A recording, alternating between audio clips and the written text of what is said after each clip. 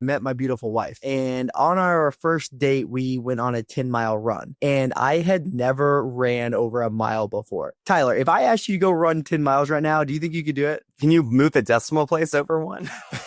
Do the other way, please. Yeah. So I tell you, for love, you can.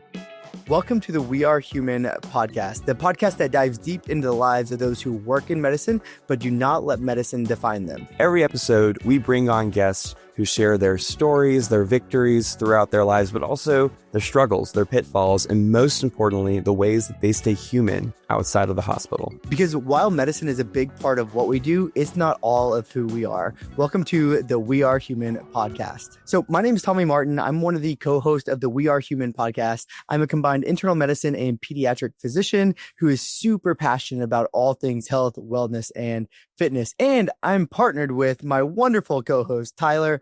Tyler, tell us about yourself. Thank you so much, Tommy. My name is Tyler Beauchamp. I am a pediatric resident physician, and I am also a children's and young adult author. Who just released a book, correct? Yeah, that thing over there in the corner, that one.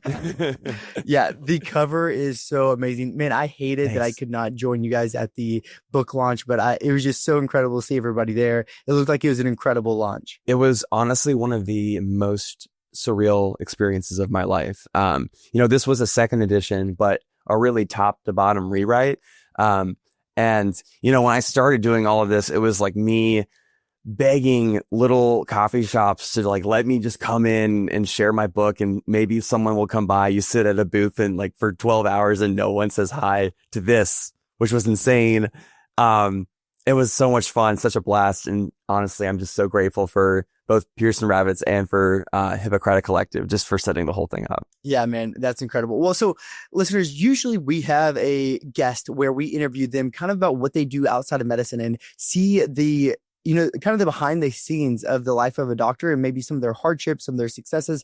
But today, I think I am going to be in the hot seat. So Tyler, what are we going to do today?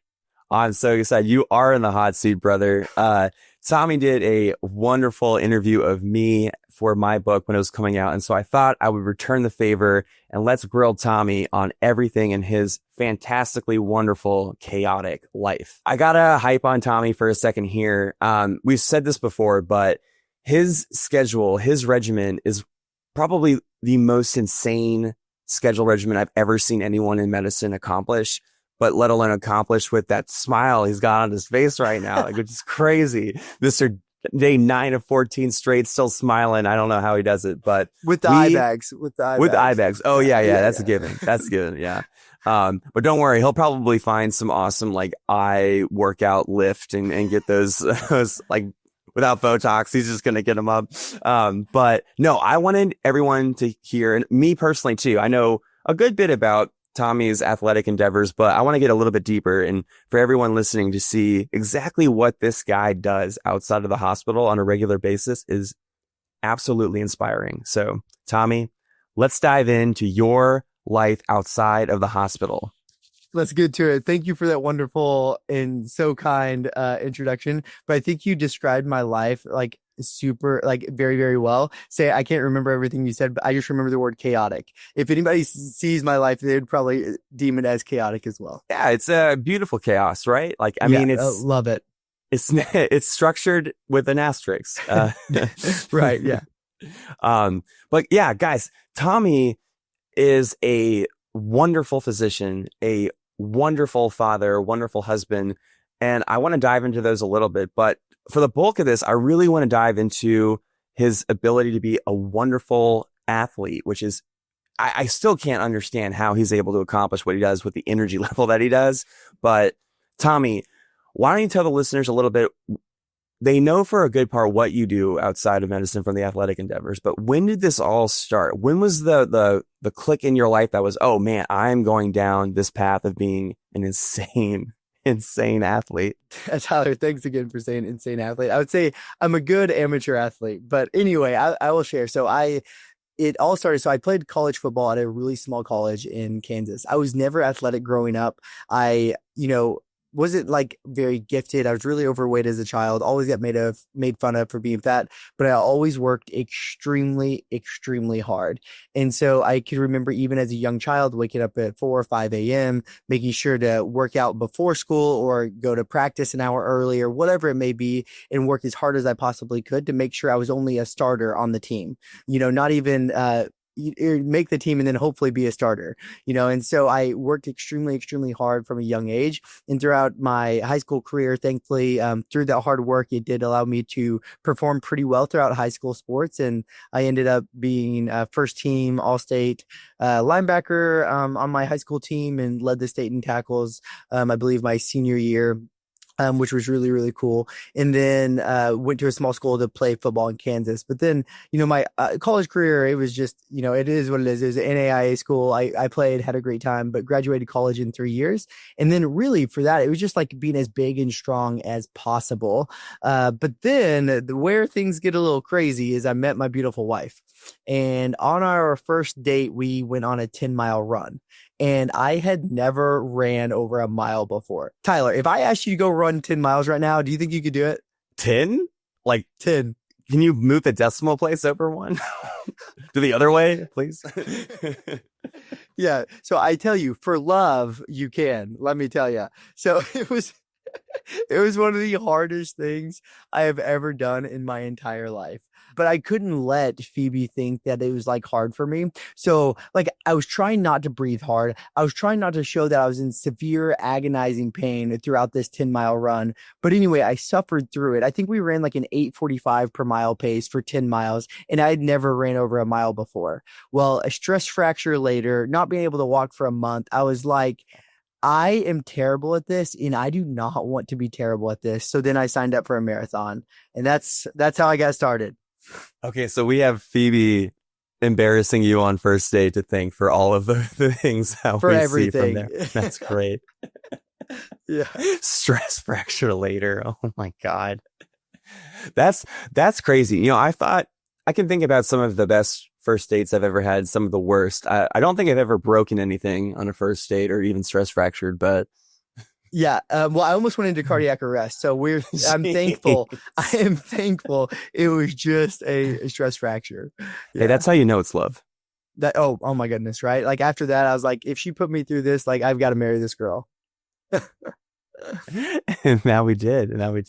That's an insane story. One thing that you touched on in that I definitely wanted to dive into, if you feel comfortable with, you have been incredibly vocal on social media about your health prior to starting all of this. Now, as a former fat kid myself, I certainly do appreciate it. But you've been very vulnerable about that state, and then also for using your platform to help educate with body positivity and helping encourage others on those fitness journeys.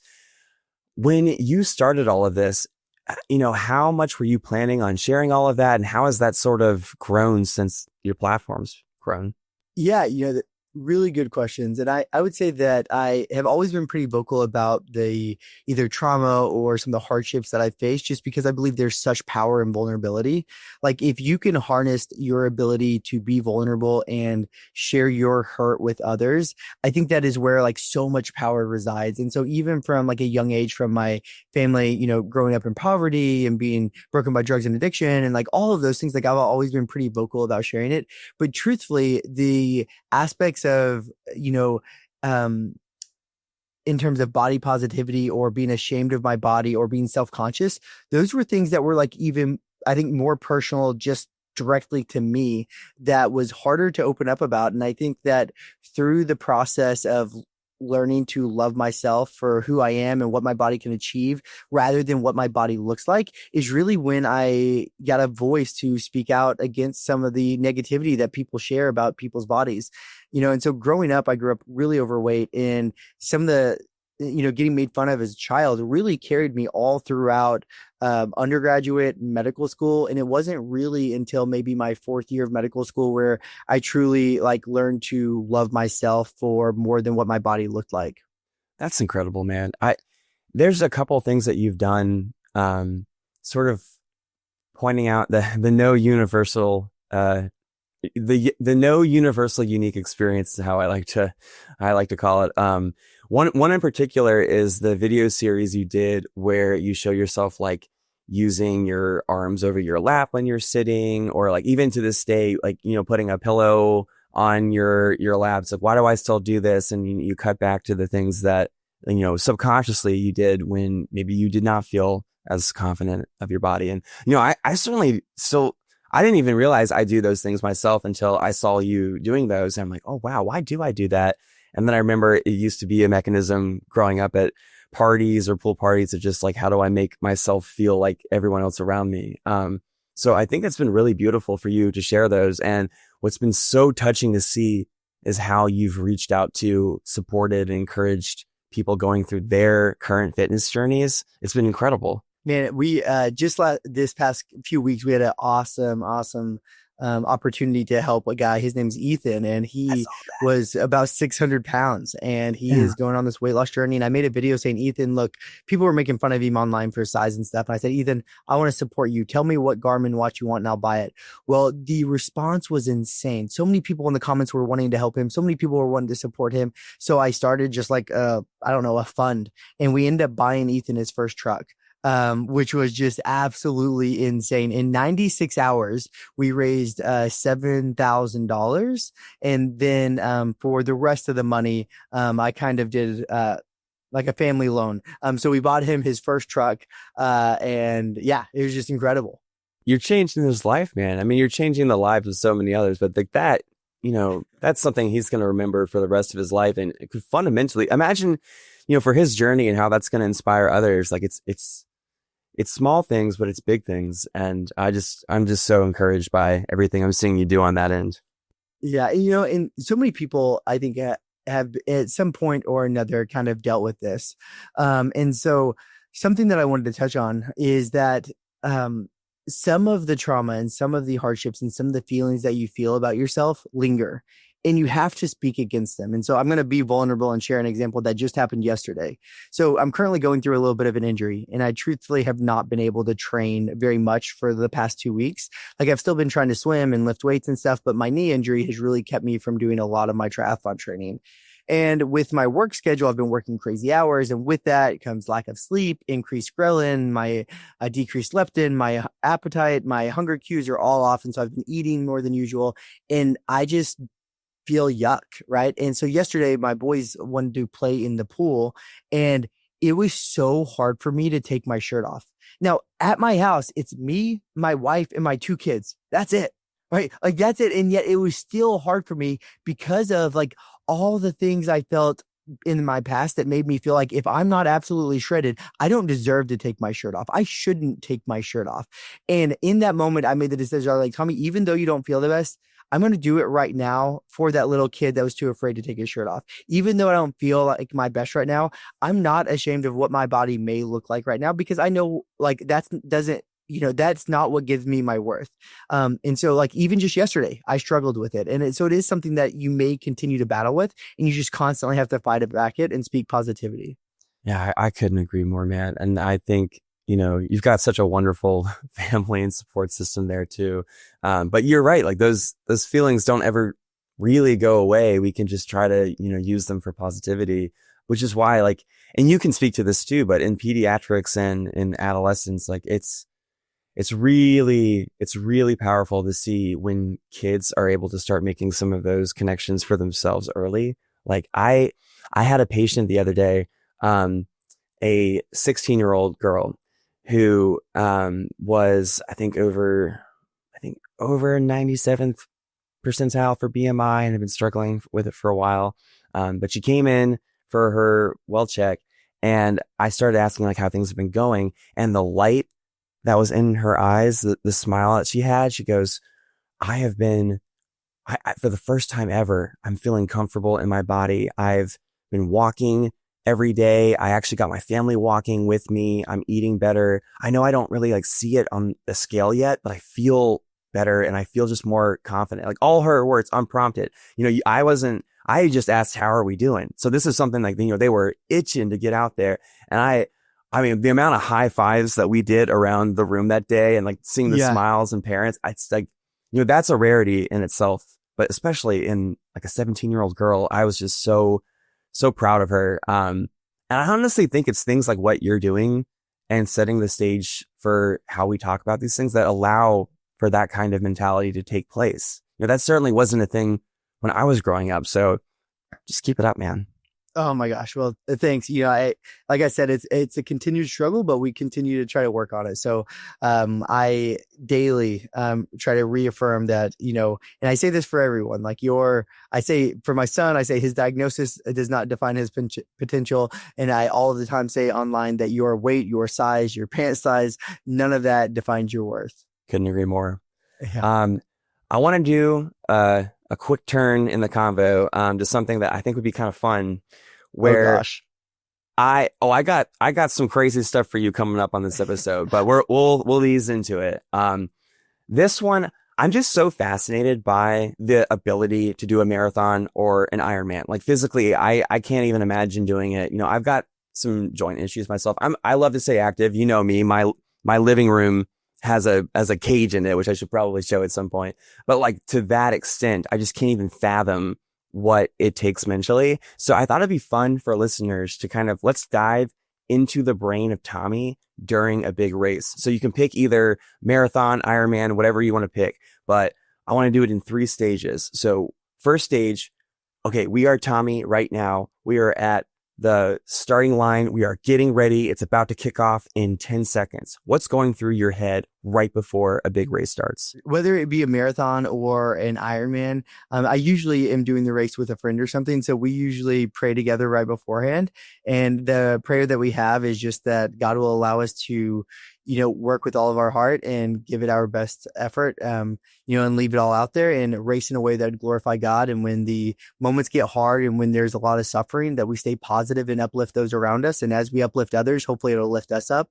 And so that's usually like a prayer that we say right before we start the race. And then like right before the, 10 seconds, before the gun goes off, I just prepare my mind to suffer and, to find, like, just constantly repeat to myself to find joy in suffering, find joy in suffering, find joy in suffering, knowing that there is suffering that's going to come about and how to be in a place to endure through that suffering. Wow. I really like the way you worded that, the finding joy in suffering. Because I think, anyone who does any kind of athletic endeavor, you do have to live in that discomfort, but like really for everything in life, like finding the joy and discomfort and suffering, knowing that it's a part of a process to get to a higher goal is like that's the ultimate mentality. I mean, we are in a field in medicine that is often called like the biggest delay of self-gratification you could possibly like go for.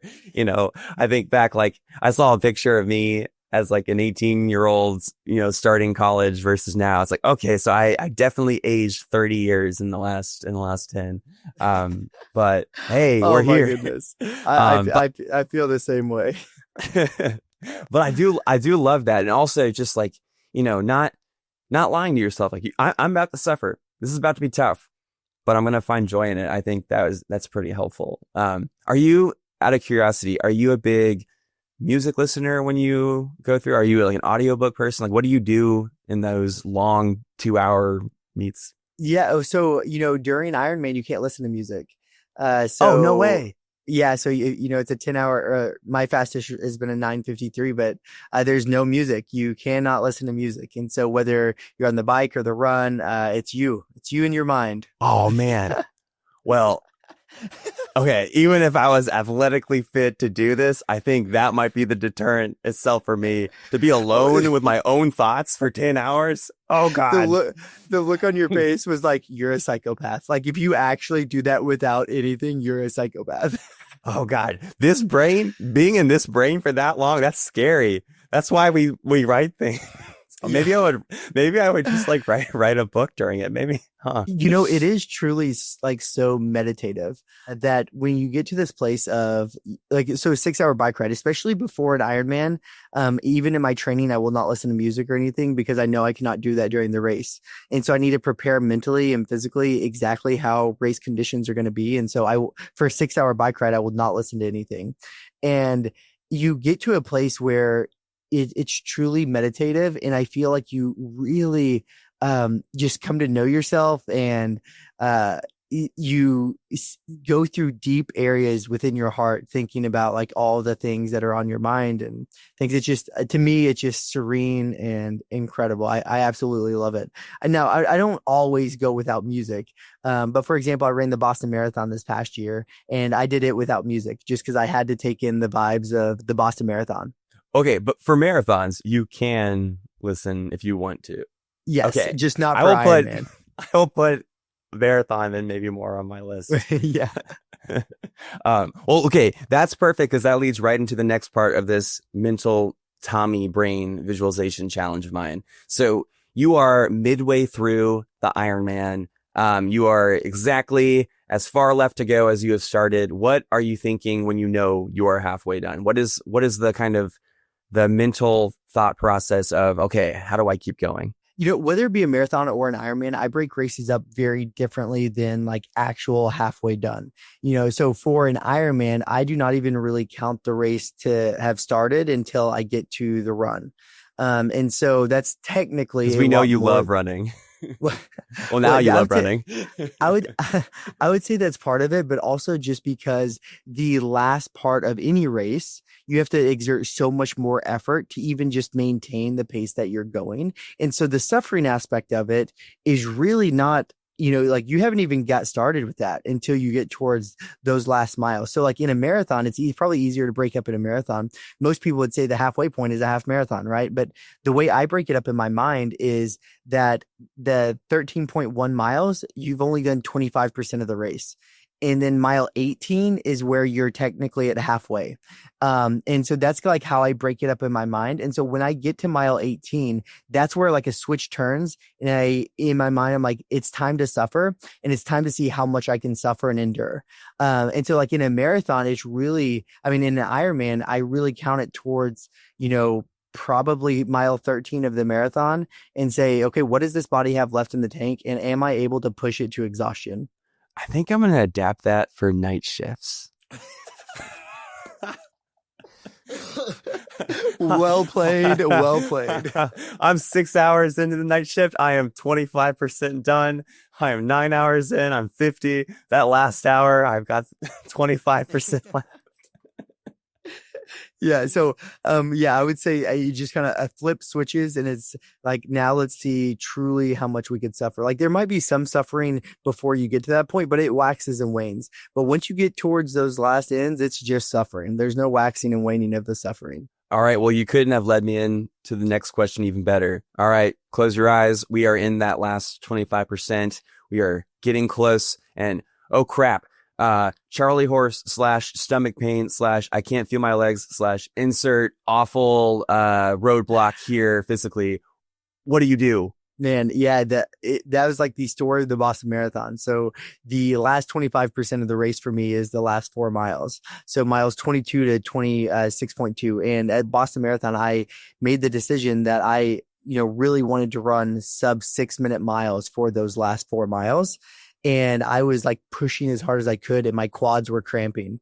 And so in that moment, I, made a conscious decision to say, I'm not going to push to sub 6-minute miles. And I'm going to suffer as much as I can without destroying my race, because there's a fine line of like pushing it past the limit to where then your whole race is destroyed. And you flirt with that line throughout the entire race, and you kind of have to know yourself and know your body. And so once I get to that point, I kind of settle into a spot of maximal suffering without like destroying my race. And so during those moments, I just repeat to myself for as long as it takes, God give me strength, God give me perseverance, God give me endurance, God give me hope. And I just repeat that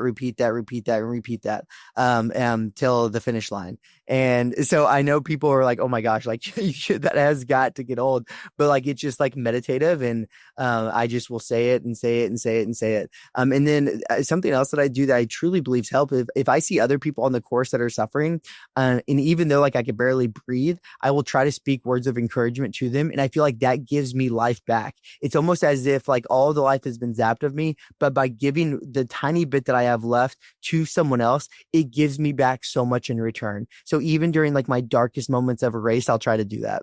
I am also going to try to adapt that for my night shift schedule because I think that is no, seriously, I think that is profoundly impactful. I saw, I think it was either your last race or the race before that you had found the guy who had stopped during his race to help the other one who was suffering through. Like you physically found him or you connected with him. You just give me the chills just remembering that. So it was this guy in the Boston Marathon, and his goal was to break a 2 hour and 40-minute marathon. And he was on pace to do it. He, like, the finish line was there. He was gonna break the 2 hours and 40 minutes, right? But there was a guy who had fallen down, and you could see the finish line, like maybe 100 yards. And instead of reaching his goal, he sacrificed that months of training, hours upon hours of training, hundreds of miles a week, and instead of reaching his goal, he sacrificed his goal to help someone else cross the finish line. And it was one of the purest acts of humanity. And it was just so incredible. And this guy like blew up overnight, and he deserved every bit of it. It was so awesome. Oh, it made me cry. I thought it was just fantastic. Yeah. All right. Well, I appreciate you letting us walk through your brain for a good marathon or Ironman or so. Next thing I have for you, just out of curiosity, what has been the most difficult physical challenge you've ever taken on? It was probably, there's two, and not because it was like the hard, like, logistically the hardest thing or like based off the distance or anything, but I would say Ironman Florida and Ironman Arizona, and for two different reasons. Ironman Florida, I was sick, really shouldn't have got to the finish line or start line, and I should have just been like, I'm too sick to do this, I shouldn't do it. But I'm stubborn, stupid, and decided to race it anyway. And the swim, the weather was so bad that so many people did not get out of the water. They had to get pulled out of the water because of how bad the waves were. I was like fit enough to probably swim a 105 swim, and I swam an hour and 40 minutes, I believe, because of how bad the waves and things were. So that was absolutely terrible. And then, throughout that whole race, I was just on E. And so I was just suffering through that entire Ironman. And so that one was one of the hardest ones I had done just because of how bad I felt. But then in terms of pain was Ironman Arizona, when I was trying to do the world's strongest Ironman. And for those that do not know, the world's strongest Ironman is where you do a powerlifting meet before an Ironman and then try to race an Ironman. And my goal was to get 1,200 pounds in a powerlifting meet and then break a 10-hour Ironman. Well, so unfortunately, 21 days before the Ironman, I hurt my Achilles, and I did not run for 21 days leading up to the race. And so I said I was going to race anyway. Like I'd put my all training into it for that entire year, and I was going to see what I had. Well, the powerlifting meet, went okay. I didn't do as well as what I would have liked. I finished with a 1,117 pound total. So I missed the mark by about 83 pounds. But I was still going to give the Ironman a go. And the Ironman, from the start of the bike to the finish of the marathon, my Achilles was screaming at me, and I just suffered through it. And it was one of the hardest things I've ever done in my life, and so much pain. But I ended up PRing somehow, and I did a 9:53 Ironman at Ironman Arizona, but it was the hardest thing I've ever done. And I technically have the world's second strongest but fastest Ironman. Wait, that's incredible. Oh my God. Yeah. I'm also today years old to have learned that there was even that type of Ironman that existed. I just I couldn't even imagine that an Ironman could get more difficult than it already is. Well, so it's not technically a real thing, but the guy that goes by his name is Fergus Crawley. He did a sub 12-hour Ironman and a 1,200 pound powerlifting total in the same day, and he was the only one that had ever done that. So I wanted to beat him, right? And so I didn't get the 1,200 pounds, but I did beat his Ironman time by I think 2 hours or an hour and a half maybe or something. But he's an incredible fit athlete, and he's a much larger guy than I am. So I look up to him a ton. He is, he's done so many incredible feats. But yeah, that was the hardest thing I've ever done. Our good friend, Paul Tran, elementary school, he just did this video that was like the type of doctors I would want to have if I were in like an apocalypse, or like he's doing this series, like what, drafting doctors for certain Yeah. scenarios. And for the apocalypse one, he's like going through like emergency med or gen surge. I'm like, oh, that's all rational. Tommy, I think I would just take you. Like, I know if I say pediatrician, like statistically, it's probably a bad option for an apocalypse, but present company included, I think I would do fine, because I could just get on your back like Yoda, and you could carry me around. You could fight off everything. At the end of the day, it would just be like, oh, it wasn't really an apocalypse. I was just training for the apocalypse Ironman. So, have we started the apocalypse yet? Oh, I didn't even know. Yeah. That's hilarious. Well, thanks, man. What a great honor. Okay. I am really excited for this next part. I'm calling this next segment Fit Fun Facts with Tommy. Ooh. I thought it'd be fun to do sort of like a grab bag, hypothetical desert island, kind of like with the apocalypse thing we were just talking about, of if I throw you in these scenarios, I'm just really curious to know where your brain's at. Let's do it. So are you ready for some Fit Fun Facts? Let's do these. Okay. Number 1, would you rather bike 100 miles on a tricycle or run a marathon in Crocs? Ooh, probably run a marathon in Crocs. So I actually did the world's hardest mile in Crocs. So that is I don't even remember what it is now, but I know that you have to do a ton of burpees, a ton of bear crawls, a ton of lunges, and run a lap around the track. And so I did it all in Crocs, and it was extremely challenging, but I would probably pick the Crocs. Okay, what if I said, though, that you had to do it in flip-flop mode, not where the back is behind your heel? I think I would still do the Crocs. Yeah. Okay. He's not backing down. I appreciate it. Okay. Fit Fun Fact number 2. Tommy Martin, desert island cheat day food. Ooh, I mean, my post-race meal is what I would always pick. And so after any big race, I always order the same thing. And so I'll go to like a pub or some kind of like sports bar or something, and I get the biggest nachos they have. And I get a chicken wings. So that's like the appetizers. And then I get the biggest burger that they have. It's usually some sort of like bacon cheeseburger of some type, with sweet potato fries. And then for dessert, I'll usually get, do you know what a pizookie is? It's like a Like giant a pizza cookie. Yeah. Giant cookie in a steel iron, pan, with ice cream on top, and I would smash it. So that would be like if I had one thing to eat in the desert, that would be it. Probably not wise because of all the sodium, and then being in the desert, I'd be like, I'm so thirsty. Well, we'll just say there's also like an electrolyte replacement pool on the island somewhere. That reminded me of the SpongeBob episode where he's like, What? Oh my gosh, the listeners for this part are going to be like, what are they doing right now? I love that. Okay, are you ready? Yep. Fit Fun Fact number 3.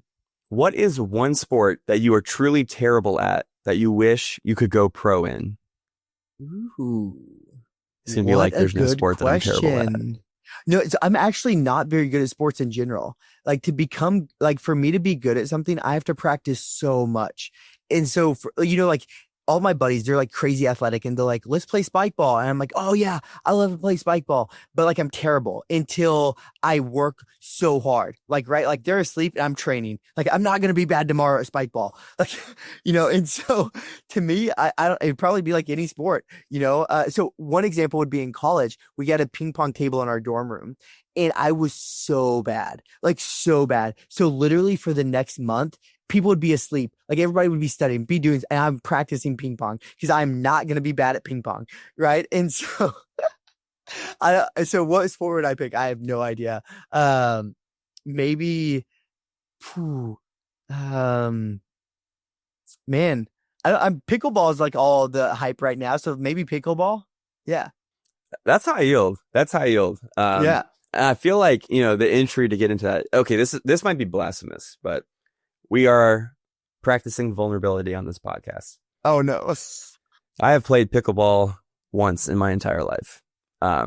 And when I say that out loud, the amount of looks of, okay, what's broken in his brain that I get are, but no, it's super fun. You know, me not being good at mini sports myself either. Like, I definitely love the entry to get into it, but then there's like, anyone can get into it. But then if you put in the 3,000 hours, like you can get really good at it, you know? Yeah. I could see you excelling at that. Yeah. I only recently played like a few months ago, and I've only played a handful of times, but it was a lot of fun. Okay, maybe it's part of my fear too in being in medicine, but like the amount of pickleball injuries I have seen in the ED it's crazy. And as an aside, the listeners don't know, I lived with my grandfather the past couple years. So he's now basically like my brother roommate is our dynamic.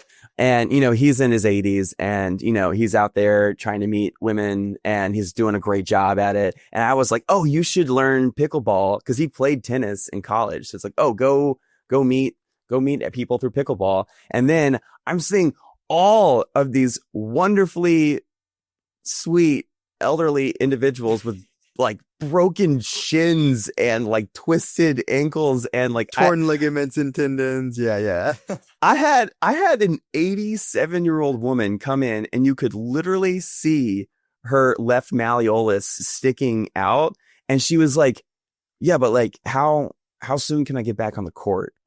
Oh my goodness. That is insane. All right. You ready? Next fit fun fact. Let's hear it. What is your most and least favorite exercise? Ooh, my least favorite exercise is definitely anything to do with abs or core work. I just despise it. I don't know why, but I would say I hate all of that. And then in terms of my favorite would be squats, like 1000% love squats for sure. Honestly, I like started bringing squats more into my workout regimen just as a whole. And I don't know what it is. Maybe it's that we've got so much tech neck in medicine and like sitting down all day. I feel generally better about my life and physique just after doing squats, because I think just engaging so much straightness, even just like keeping the bar on my back after a long day and just sitting there being like, oh, I might not even squat down. It just the feels compression. Good. Yeah, the compression, dude. Yeah. Like, oh, yes. Yeah, to me, there's just like, there's nothing more fulfilling than like putting a ton of weight on a squat bar and getting under it and being able to do it. Like, I just think it is so awesome. What is a ton of weight for Tommy Martin on a squat? Oh, right now, a ton of weight's not very much because I haven't been able to squat in a few weeks because of my knee. But when I did the world's strongest Ironman, at that time, I was squatting around 430. Same. My PR ever was 505 for like 4 or 5 reps. Oh my gosh, this reminds me, because we were talking about like what your sport you would do, and so my brother, I don't think we've talked about my brother on this podcast before. I've got a brother. He's 6'8", 6'9" on a good day. And I think last time we talked, he was like 450. He might be around 400, but he goes around that size.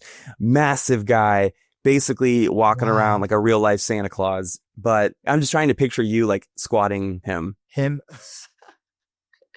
Yeah. I really want to be able to be squatting heavy again. That's another reason I got to get my knee better. But yeah, squats just such a fun and incredible lift. And I think a lot of people respect when they see, oh my gosh, like this guy is squatting, 4 plates or whatever it may be. Also, while we are on the topic of big old Scotty B, so like my nickname growing up, I was Little B. He's, Scotty B, Big B. Big B. Love that. So he is, not very athletic coordinated. He's actually got fused wrists as well. So as far as like, basketball, that's out of the question, which is unfortunate with his height too. But so I played football, before I got a really bad neck injury. And my freshman year of high school, when I got the injury, I actually convinced my brother to play for his senior year. So that's where we were age wise. And he's never like played football or like done many sports, but I was like, Scott, we are at this teeny, tiny single A school.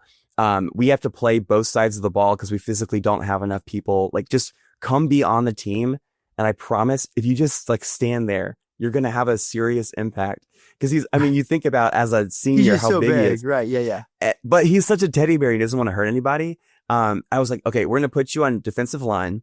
So I'm not going to have to teach you like, offensive line blocking patterns and all that. Just defensive line, tackle the guy with the ball, or just take up space. The old film of this guy on the D line, you can just see it's almost like Blindside, where it's just like all these people and then suddenly this like block, and he would take up like 2.5, 3 holes and not move, but then they couldn't run there. So he's actually like, it was a good strategy. That's amazing. I love that so much. and he still talks about it to this day. So like it was really cool to be very briefly on the same team doing something together too. So yeah, that is amazing. Yeah. Okay.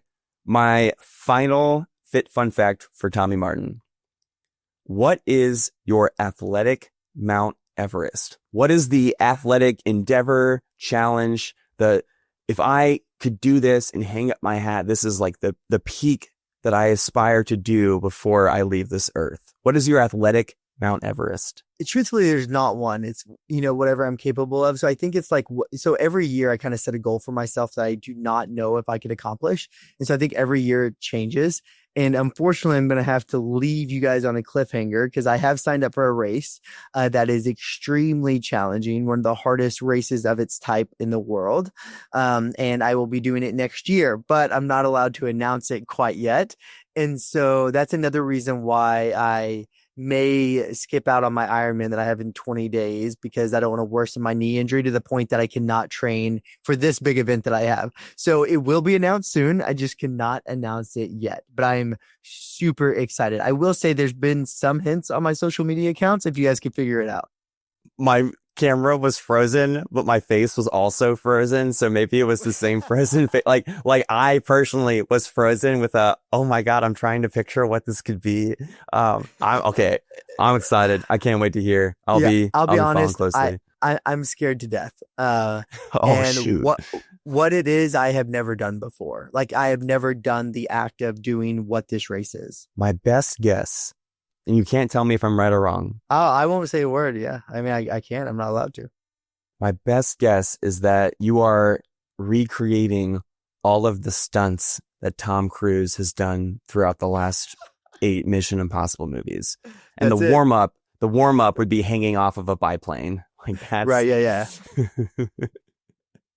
Honestly, I don't know. Okay, this is actually a perfect. Tom Cruise was not the intentional segue to get to the end of this episode, but it actually works out really well.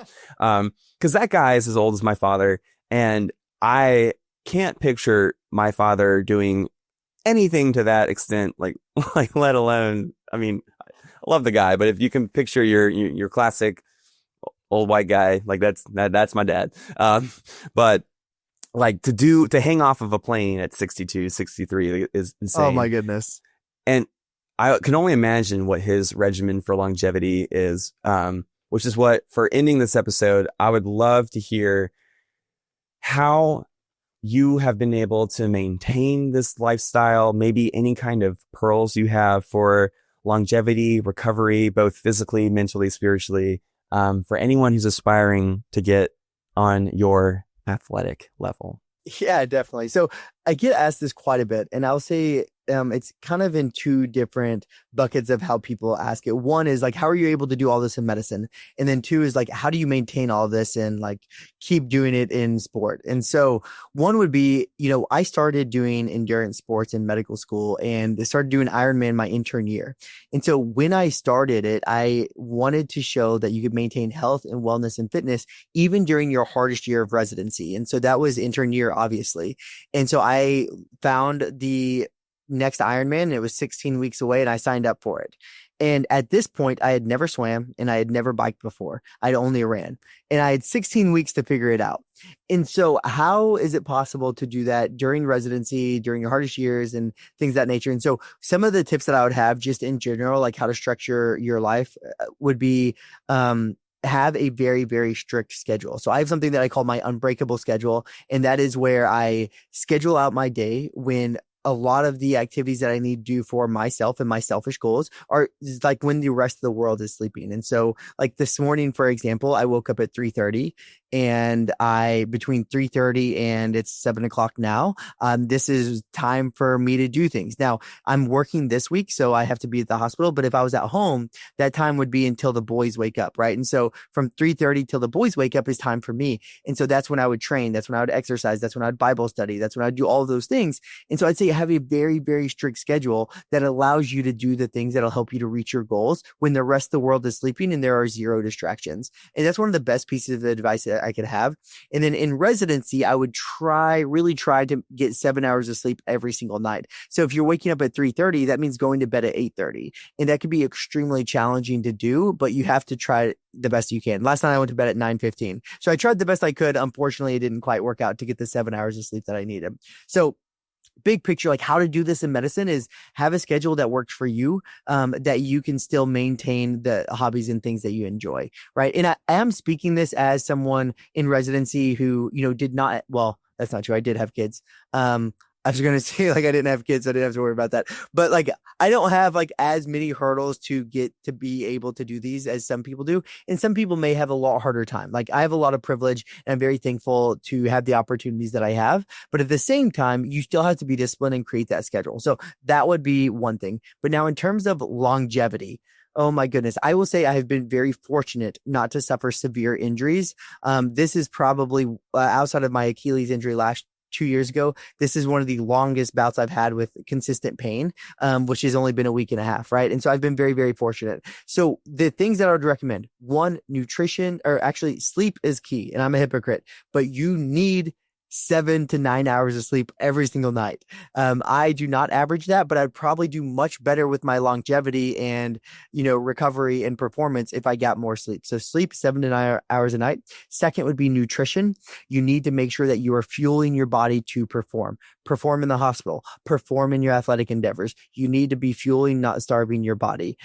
Third would be proper training regimen and not to do too much too soon, which I'm really bad about that as well. But that's why having a coach can be super beneficial. So I generally say as you progress, try to do 10% more each week. So actually, I forgot this, Tyler. One of the hardest things I've ever done was a marathon wearing a 40-pound vest. Holy crap. Yeah. And I ran it, I think, in 3 hours and 47 minutes. So it was an 8 minute and something per mile pace. But what made it so hard is at mile 20, the vest broke and I had to carry 20 pounds in my arms for the last 6.2 miles. Oh my God. That's dad strength. That's like literally that's dad strength right there.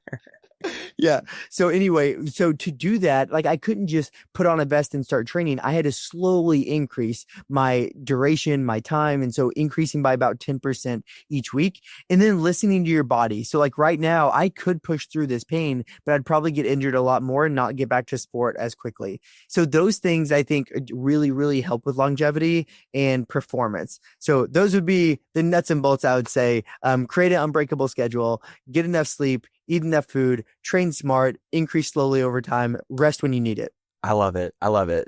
All things that are, I say all things that in residency, certainly more difficult to do, but residency is also a brief time window of your entire life. So for those that are in residency and like, oh my gosh, I could never do that. Well, residency will come and go. You'll eventually have more control over your time and schedule too. But as Tommy said, there's little things that we can be doing now.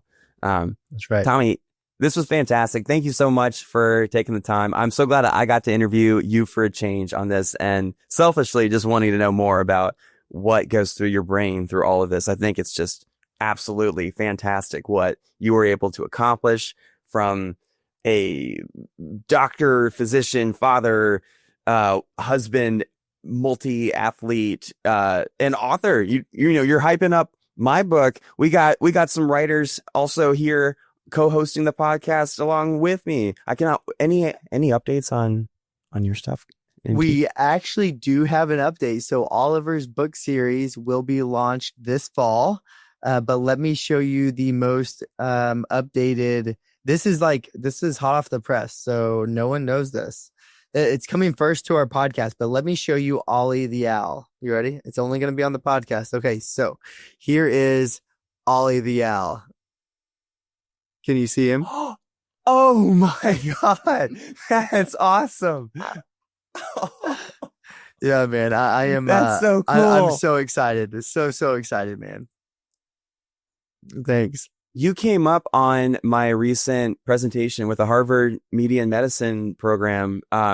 So, it was like a soft pitch of my new series, Med Hunters. But one of the questions that I got asked after the presentation pitch was, this is a great idea. It's going to help children kind of battle and take on their own illnesses, feel more empowered. But one roadblock you may have is like, how are you going to speak to those children who don't get to take down their monster? Like, what are you going to say to them? And I was saying to the point that of the majority of pediatric diagnoses, ICD codes that we can emphatically treat and cure. You're right. Like there is certainly a segment that we can't, which is why my book series may not necessarily be best fit for it, but there are others a la Tommy Martin who are tackling that question right now. So I like to think that your next series and mine together, we should package together for the future of kids empowerment. Oh my gosh. I would love that so much. And so Tyler, I know we're going to have to end soon. I got to get to the hospital. Yep. Actually, I'm at the hospital. I have to get to my workroom, but I did want to say that I really appreciate this episode and, you kind of allowing the listeners to kind of look into my life. But I want to say that I could not do anything that I do without the support of incredible people around me. My beautiful wife who is so supportive, my boys who share in a lot of the same hobbies that I do, my friends and family. There's no way I could do half the things or any of the things I do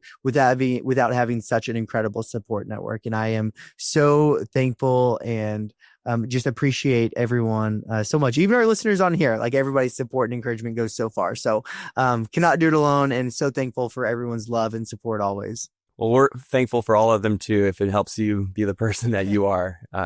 Everybody, thank you so much for listening. You can find this episode and other episodes like this on the Hippocratic Collective. That's the hippocratic-collective.com. Thank you all for being here. Tommy, thank you for being here. Until next time, everybody, stay happy, stay healthy, stay human.